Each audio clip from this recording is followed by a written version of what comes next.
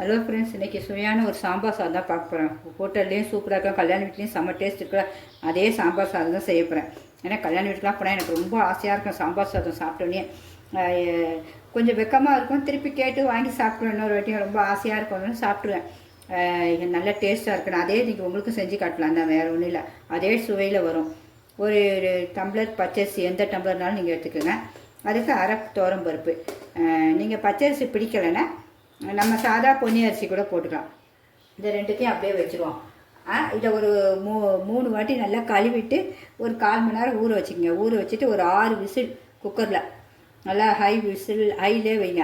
6 whistle வச்சு of பண்ணிவிடுங்க. Of பண்ணிட்டு ஸ்டீம் போனவுடனே திறங்க, சூப்பராக அப்படியே இருக்கும். அது வரைக்கும் திறக்காதீங்க. அப்புறம் இதுக்கு அரைக்கிறதுக்கு தேவையான ஒரு மசாலா உண்டு, அதையும் சொல்லிடுறேன். நான் வந்து இந்த ஒரு டம்ளர் அரிசிக்கு தான் சொல்கிறேன். உங்களுக்கு எல்லாம் சேர்ந்து ஒரு பெரிய 2 சேர்ந்தால் ஒரு இதுவும் 1 1/2 தான் அளவு சொல்கிறேன். அதே அளவு தான் நீங்கள் பார்க்கணும். இதுவே 3 பேர் சாப்பிடலாம் தாராளமாக. 1 ஸ்பூன் கடலைப்பருப்பு, 1 ஸ்பூன் உளுத்தம்பருப்பு, 1 ஸ்பூன் துவரம்பருப்பு. எல்லாமே இந்த ஸ்பூனில் தான் மெயின் காட்டுறது. தனியாக இந்த 1 ஸ்பூன். அப்புறம் பெருங்காயம் நமக்கு வந்து எல்லாத்துக்கும் நல்லது, ஜீரண சக்திக்கு எல்லாத்துக்கும் 2 நான் ரவுண்டு பண்ணி இப்படி காய வச்சுருப்பேன். ஒரே ஒரு காஞ்ச மிளகாய் நீட்டு, ஏன்னா பச்சை மிளகாய் நம்ம 2 போட போகிறோம், அதனால் அதை அப்புறம் காட்டுறேன். ஒரு காஞ்ச மிளகாய் வறுக்கிறதுக்கு மட்டும் சொல்கிறேன். கருவேப்பிலை ஒரு கைப்பிடி அளவு, கொஞ்சோண்டு மஞ்சத்தூள், மிளகு கொஞ்சம், மிளகுலாம் சின்ன ஸ்பூனில் அரை, இதில் அரை எடுத்துக்கோங்க. நான் 1 இதெல்லாம் போட்டுக்கேன், இதில் அரை போட்டுக்கோங்க. சீரகம் கொஞ்சம், வெந்தயம் கொஞ்சம். இவ்வளோ தான் மெயின். இதில் ஒன்று உண்டு, அதை மறந்துடாதீங்க, கசகசா. டேஸ்ட்டு கொடுக்குறதே சூப்பராக நமக்கு கசகசா தான். முந்திரிலாம் நம்ம அரைச்சி ஊற்ற போதில்ல. ஹெல்த்தி கசகசா. முந்திரி நமக்கு ஹெல்த்தி கிடையாது. கசகசா ரொம்ப ஹெல்த்தி, குளிர்ச்சி எல்லாம். அதனால் இந்த கசகசாவை இதில் வந்து 1 ஸ்பூன் எடுத்துருக்கேன். இந்த 5 1 ஸ்பூன் என்னென்னா கசகசா, கடலைப்பருப்பு, உளுத்தம்பருப்பு, துவரம்பருப்பு, தனியா. இது 1 ஸ்பூன். மீதி எல்லாம் 1/4 ஸ்பூன். அவ்வளோதான். இது எல்லாத்தையும் இப்போ நம்ம வறுக்க போகிறோம். வறுத்துட்டு அடுத்தது அப்படியே பார்ப்போம். நல்லா கழுவிட்டேன் 3 வாட்டி. நல்லா கழுவிட்டு கொஞ்சம் ஒரு 1/4 மணி நேரம் ஊறையும் வச்சுட்டேன். நல்லா ஊறணும், எவ்வளோ அழகாக ஊறி வச்சுப்பாங்க. இனிமேல் இந்த எடுத்து இது பேஜில் போட்டுருவோம். தண்ணி வேண்டாம், இதில் தண்ணியை வடிச்சிட்டு வந்துடுறேன். தண்ணியை வடித்து வச்சு இது எல்லாத்தையும் போட்டாச்சு. இந்த 2ம் சேர்ந்து எனக்கு இதில் 1 இதில் 1 இதில் அரையும் சேர்ந்து இந்த ஒரு கப்புக்கு 1 ஃபுல்லாக வந்துச்சு உங்களுக்கு. அதனால் இந்த கப்பில் நம்ம தண்ணி எடுத்து வச்சுக்கலாம். 1க்கு 3 டம்ளர் தண்ணி கரெக்டாக இதுக்கு நமக்கு. ஏன்னா நல்லா வேகணும் பார்த்தீங்களா, கொலையா 2 சேர்த்து 1 வந்தோன்னா கரெக்டாக நம்ம 3 ஊற்றுங்க அளந்தே. 1 2 3 போதும். ஊற்றிட்டு இதை ஆஃப் பண்ணிடலாம். இதை அப்படியே சும்மா லைட்டான உங்களுக்கு ஒரு சிட்டிக்கு உப்பு மட்டும் போட்டுங்க, அந்த டேஸ்ட்டுக்கு, வேறு ஒன்றும் இல்லை. போட்டு கலக்கிட்டு மூடிட்டு 6 விசில் கரெக்டாக. நீங்கள் அந்த நடுவில் எடுக்காதீங்க.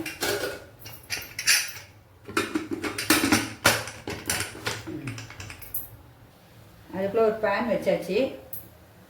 அதில் நம்ம வறுக்கிறதுக்கு எல்லாம் போட்டுருவோம். தனியா, காஞ்ச மிளகாய் எல்லாமே ஒன்றா போட்டுருவோம். ஏன்னா எல்லாமே நம்ம ஒரே மாதிரி தான் வறுக்க போகிறோம். எல்லாத்தையும் ஒன்றா போட்டுருவோம். பெருங்காயம் எல்லாமே. நீங்கள் இதை வந்து நிறைய அரைச்சி வச்சுங்களேன். கொஞ்சம் எண்ணெய் இல்லாமல் வறுத்து அரைக்கலாம். இல்லைனா எண்ணெய் ஒரு 2 சொட்டு ஊற்றி நீங்கள் வறுக்கலாம். ரொம்ப சூப்பராக இருக்கும் நீங்கள் எண்ணெய் ஊற்றி வறுத்தா. ஆனால் அது வந்து நம்ம உடனே காலி பண்ணிடணும் ஒரு 2-3 நாளில். இதுனா நமக்கு 15 நாளோ 1 மாதம் கூட அப்படியே இருக்கு. நம்ம மொத்தமாக வறுத்து வச்சுட்டு எப்போ சாம்பார் சாதம் பண்ணுறோமோ அப்போ கொஞ்சம் கொஞ்சம் போட்டுக்கலாம், வேறு ஒன்றும் இல்லை. எல்லாமே பொரியும். இந்த பெருங்காயம் மட்டும் தான் நமக்கு இதில் வறுபடாது. கொஞ்சோண்டு இதில் சைட்லேயே நம்ம லைட்டாக எண்ணெய் ஊற்றிக்கலாம். பெருங்காயத்துக்கு பொரியுது பாருங்கள். பெருங்காயத்துக்கு மட்டும் கொஞ்சோண்டு எண்ணெய் ஊற்றிக்கலாம், போதும்.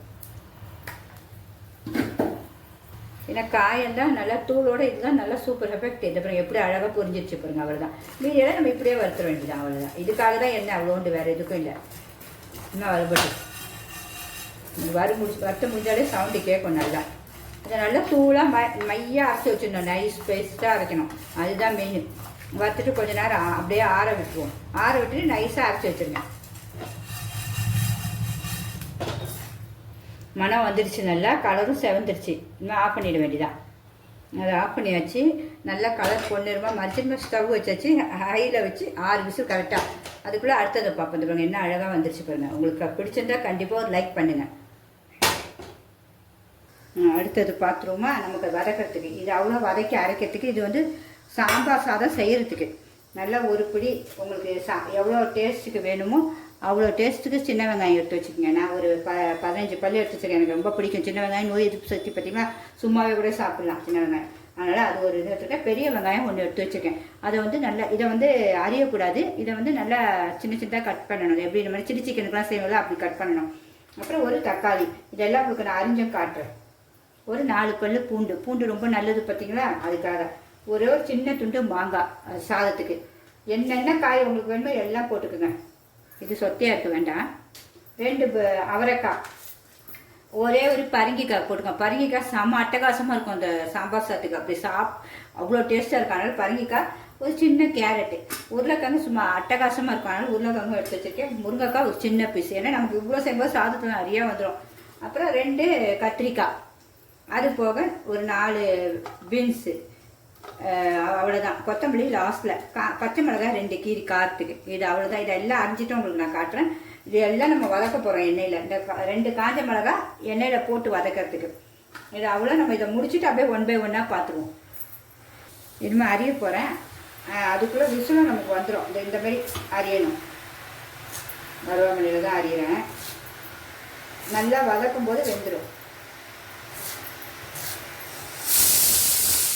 விசில் வந்தாச்சு. அது பாட்டுக்கு பார்த்தா இதுக்கு தேவையான கொஞ்சோண்டு புளி. இதை இவ்வளோண்டு கோலிக்காவோட சின்ன சைஸாக எடுத்து வச்சிங்கன்னா நமக்கு ஒரு டம்ளர் அரிசி தான். அதுக்கு ஊற வச்சுருங்க நல்லா. அப்புறம் உப்பு நமக்கு சுவைக்கு ஏற்றா. வெல்லம் வந்து சுவையை தூக்கி கொடுக்கும். நல்லா டேஸ்ட்டை தூக்கி கொடுக்கும். அதனால் கண்டிப்பாக ஒரு பிஞ்சு உப்பு, 1/4 ஸ்பூன் உப்பு.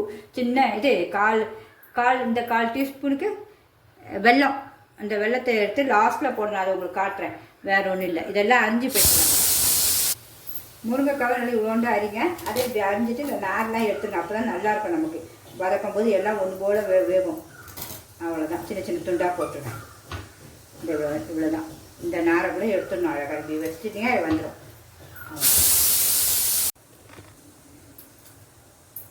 எல்லாமே அரிஞ்சிட்டேன். இந்த பாருங்கள் மொத்தத்தையும் அரிஞ்சாச்சு அழகாக. என்னென்ன சைஸுக்கு எப்படி வேணுமோ அப்படி அரிஞ்சிருக்கேன். பச்சை மிளகாவை இப்படி 2ஆக கீறி வச்சுருக்கேன். காரம் இறங்கணும்ல. தக்காளி இது புளிப்புக்காக தக்காளி. சின்ன வெங்காயம் முழுசாக இருக்குது. இது வந்து இது கட்டமாக நல்லா பெருசு பெருசாக அரிஞ்சிட்ருக்கேன். காய்கறி இதுவே வயிறு ஃபுல்லாகிடும் நமக்கு காய்கறிகள். இனிமேல் தாளிப்பண்ண ஒரு விசில் வந்தோன்னா நம்ம அதை சாதத்தையும் ஆஃப் பண்ணிவிட்டு இனிமேல் ஒன்று ஒன்றா கடாயில் வச்சு செய்ய போகிறோம். அதுக்குள்ளே அந்த வறுத்ததும் நல்லா காஞ்சிச்சு. இனிமேல் இது பாருங்க நல்லா முருன்னு வந்துச்சு. மிக்சியில் போட்டு அரைச்சிடுவோம். மிக்சியில் அரைச்சிடுவோம் அந்த எல்லா வறுத்ததையும்.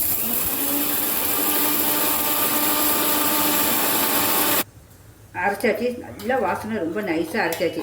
இது கூட நமக்கு இவ்வளோ தேவைப்படாது. நீங்கள் இந்த ஒரு ஸ்பூன் தான் நம்ம பெரிய ஸ்பூனுக்கு போட்டு நமக்கு தேவைன்னா போட்டுக்கலாம். இல்லைன்னா அதை அப்படியே எடுத்து கூட வச்சுக்கலாம். உங்களுக்கு எல்லாம் ஒரு ஸ்பூன் காட்டுறதுக்காக க்ளீனாக காட்டுறேன். அதே முடிஞ்சு ஆஃப் பண்ணிடுவோம்.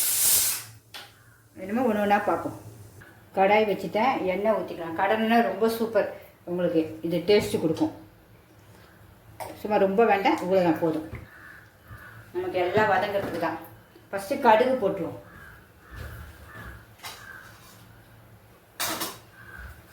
கடுகு பொரியணும். சட்டி காயிட்டோம் கொஞ்சம். பொரிய ஆரம்பிக்குது. நமக்கு கடுகு பொரியணும். இல்லைன்னா வயிறு வலிக்கும் கடுகு. உங்களுக்கு எல்லா வீடியோக்கும் நான் சொல்லியிருக்கேன். நல்லா பொரியட்டும்.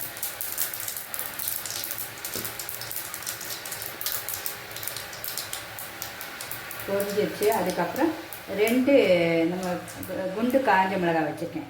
வரமிளகாய் அது 2 போட்டுடணும். போட்டு இந்த வெங்காயங்களை 2 இதிலே போட்டுணும். பெரிய வெங்காயம் சின்ன வெங்காயம் வதங்கட்டும்.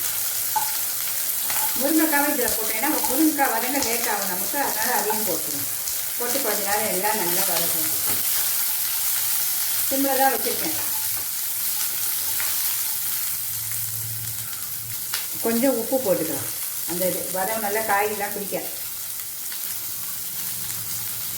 ரொம்ப சீக்கிரம் முடிஞ்சிடும். பார்க்க தான் நமக்கு என்னமோ நிறைய வேலைகள் ஒன்று அரைக்கணும். அப்புறம் காய்கறி கட் பண்ணணும்னு இருக்கும். அது வேலை ஆரம்பிச்சிங்க வச்சுக்கலாம் ரொம்ப சூப்பராக முடிஞ்சிடும். இது வந்து நான் ஒரு ஆளுக்கும் சொல்கிறேன், இது வந்து 2 வேளைக்குமே நான் சாப்பிடலாம் தாராளமாக, அவ்வளோ இருக்கும். ஏன்னா காய்கறி எவ்வளோ இருக்குது, அப்புறம் அந்த பருப்பு அரிசி எல்லாம் சாப்பிடும்போது நமக்கு எவ்வளோ ஒரு ஸ்ட்ரென்த்து, ரொம்ப ஹெல்த்தியாக இருக்கும். எல்லாமே பார்த்து பார்த்து தான் சாப்பிடுவேன். அதுக்காக தான் சரி உங்களுக்கும் அப்படியே காட்டிடலாம் அப்படின்னு. கொஞ்சம் கலர் மாறிடுச்சு. அப்போ இந்த காய்கறியும் எல்லாம் போட்டுருவோம். ஒன்றுன்னா காய்கறியும் எல்லாம் வதங்கட்டும்.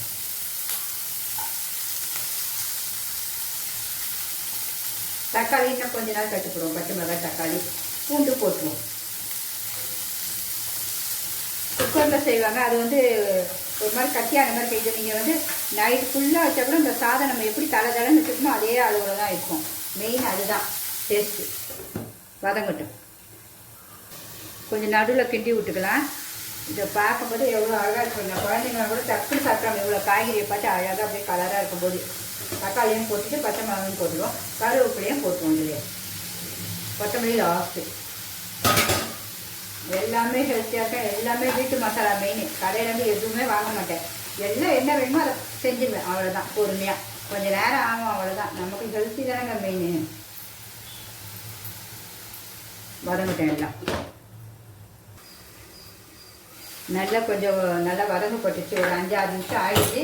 அப்போ நம்ம கொஞ்சம் ஒரு டம்ளருக்கு உங்களுக்கு தண்ணி ஊற்றிக்கங்க. ஊற்றிட்டு கொஞ்சம் நல்லா வேக வச்சுருவோம். ஹையில் வச்சு ஒரு 7 நிமிஷம். அதுக்குள்ளேயே வந்துடும். ஸ்டவ் குறைக்க வேண்டாம்.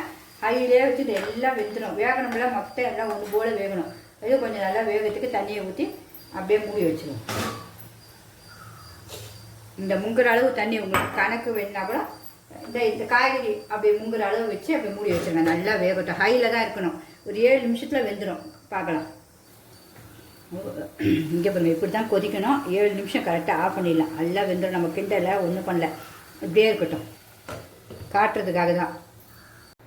அடுத்தது நம்ம அது பருப்பும் அரிசியும் பார்த்து வெந்துருச்சு. நல்லா பாருங்க, இப்படி நல்லா கொலையே வந்துருச்சு. இந்த பாருங்க, நல்லாவே வந்துருச்சு. இப்படி கெட்டுனா இந்த சூப்லேயே குழஞ்சிரும். போதும், அப்படியே வச்சுருவோம். அடுத்தது காய்கறியும் பார்ப்போம்.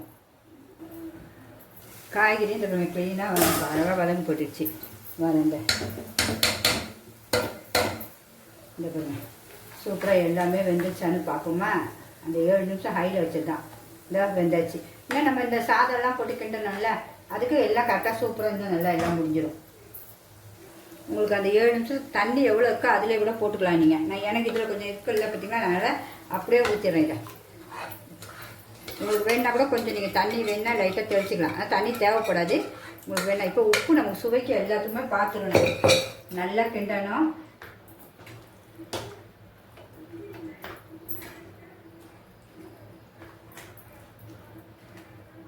எல்லாம் கிண்டிட்டு அடுத்தது அந்த புளி தண்ணியை ஊற்றிடுவோம். நம்ம மஞ்சத்தூள் கொஞ்சம் போடணும். இப்போ புளி தண்ணியை கரைச்சி இதில் ஊற்றிடுவோம்.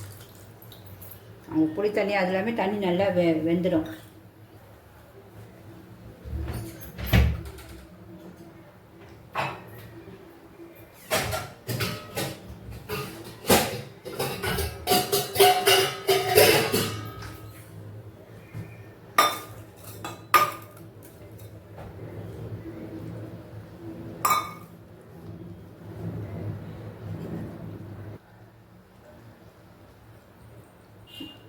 நான் நம்ம அரைச்சதை எல்லாமே போட்டு கலந்துட்டேன். ஏன்னா காரம் பத்தலை எனக்கு. நம்ம அந்த ஒரு ஸ்பூன் அரைச்சதை எல்லாம் போட்டாச்சு. போட்டு இனிமேல் கிளறிடுவோம். அப்புறங்க சுவையான சாம்பார் சாதம் ரெடி ஆகிடுச்சு. இந்த 5 நிமிஷம் அதை போட்டு அப்படியே இன்னும் கலர் இவ்வளோ அழகாக வந்துச்சு, அட்டகாசமாக. உங்களுக்கு இதில் முந்திரி வறுத்து போடலாம். எது முந்திரி, நெய் கொஞ்சம் ஊற்றலாம். இந்த பவுடர் எல்லாமே போட்டேன் உங்களுக்கு. இதில் நம்ம அரைச்சது ஒவ்வொரு ஸ்பூனையும் எல்லாமே போட்டால் அப்போ தான் காரம் செம்மையாக இருக்குது. டேஸ்ட்டும் உங்களுக்கு நான் காட்டுறேன் பாருங்கள் எப்படி சூப்பராக இருக்குன்னு.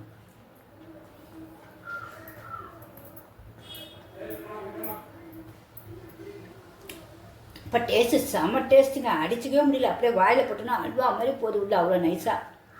இதில் ஃபுல்லாக கொத்தமல்லியும் தூவிடுங்க. உங்களுக்கு நெய் வேணால் நெய் ஊற்றிக்கங்க. நான் வந்து நெய் கொஞ்சம் யூஸ் பண்ண மாட்டேன். சும்மா லைட்டாக உங்களுக்காக காட்டுறதுக்காக மேலே நெய் ஊற்றி ஒரு 1/4 மணி நேரம் மூடி வச்சுருங்க. திறக்காதீங்க. இந்த கொத்தமல்லி போட்டு 1/4 மணி நேரம் மூடி வச்சிங்கன்னா அவ்வளோ சாப்பாடு எல்லா மசாலாவும் பிடிச்சி சூப்பராக இருக்கும் பாருங்கள். எப்படி இருக்குன்னு மட்டும் சொல்லுங்கள். பிடிச்சிருந்தா கண்டிப்பாக சப்ஸ்கிரைப் பண்ணுங்கள் ஃப்ரெண்ட்ஸ். சிம்பா யூடியூப் சேனலுக்கு யாராவது ஒருத்தர் கண்டிப்பாக பயன்படணும். இது ரொம்ப டேஸ்ட்டாக இருக்கும். இதுக்கு உருளைக்கிழங்கு கூட்டு, முட்டை, காலிஃப்ளவர் பக்கோடா, காலிஃப்ளவர் சில்லி, எது போட்டாலும் நல்லா இருக்கும். பார்க்க எப்படி இருக்குது பார்த்தீங்கன்னா, சுவையாக அவ்வளோ அட்டகாசமாக இருக்கும். எல்லோரும் இதுமாதிரி செஞ்சு சாப்பிடுங்க ஹெல்த்தியாக.